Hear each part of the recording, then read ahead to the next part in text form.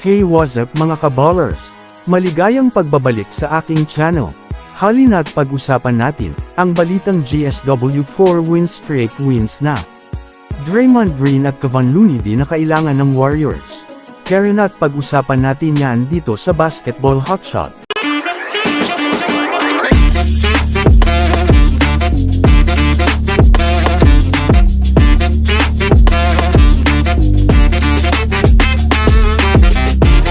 Una nga muna tayong ako mga kabowler sa naging laro ng Phoenix Suns at ng Sacramento Kings. Alam naman nga po natin mga kabowlers na ang dalawang team na ito ay isa sa mga matitinding kupunan ngayong season, kaya bago pa man nga po magsimula ang laro ay talaga namang masasabi nating bakbakan nga po ang magiging laban nito.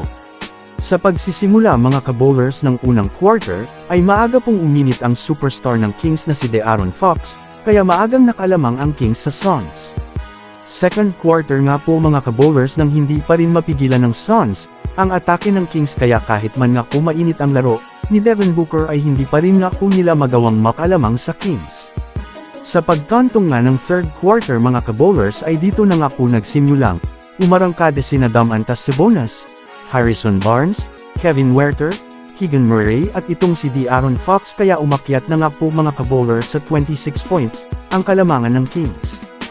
Pagdating na ng fourth quarter mga kabowlers, ay dito na nga po hindi na pinadikit pa ng Kings sa laro ang Phoenix Suns, kaya under 7 minutes nga po mga kabowlers ay dito na nga pinaubaya ni Coach Frank Vogel sa mga rookie ang laro, kaya hindi na nga po nahabol pa ng Suns ang kupunan ng Sacramento Kings. Nagtapos nga ang laro mga kabowlers sa score na 120-105, sa nangyaring laro nga po mga kabowlers ay pinamunahan nga ito ni Domantas Sabonis, matapos magtala ng 28 points na masasabi nating naging sapat nga ito upang mapatamba ang Phoenix Suns. Samantala ako naman tayo mga kabowlers sa balita patungkol sa kupunan ng Golden State Warriors. Sa ngayon mga kabowlers ay nanalo na naman ang Warriors sa pang-apat na magkasunod na beses matapos matalo nito sa score na 129-118 ang kupunan ng Washington Wizards. Para nga po sa kaalaman ng lahat, tabla na nga po ang Warriors at ang Suns, parehas na nga po itong mayroong 14 wins at 14 losses na masasabi nating angat na nga po ang Warriors sa Phoenix Suns pag nanalo sila bukas. Sa nangyaring laro nga po mga kabowlers kontra sa Wizards ay talaga namang naging maganda ang performance ng Warriors. Tatlong quarter lang nga po mga kabowlers ang nilaro ni Stephen Curry, matapos makapagtala agad ito ng 30 points na nagrason upang maiwanan na ng Warriors ang Wizards sa scoring.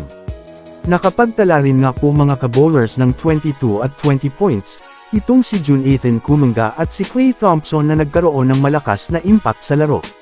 Ngunit sa pagkakapanalo nga po mga kabowlers ng Warriors ay marami nga po ang mga fans ang nakapansin na hindi na nga daw kailangan ng Warriors itong si Draymond Green at maging si Kevon Looney.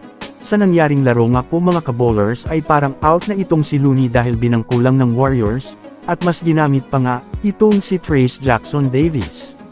Kung susumadahin nga natin mga kabowlers, mas malaki ang naitutulong ng kanilang mga batang player ngayon sa kanilang team, lalong na itong si Trayce Jackson-Davis, matapos magtala na naman ng double-double, 15 rebounds at 10 points.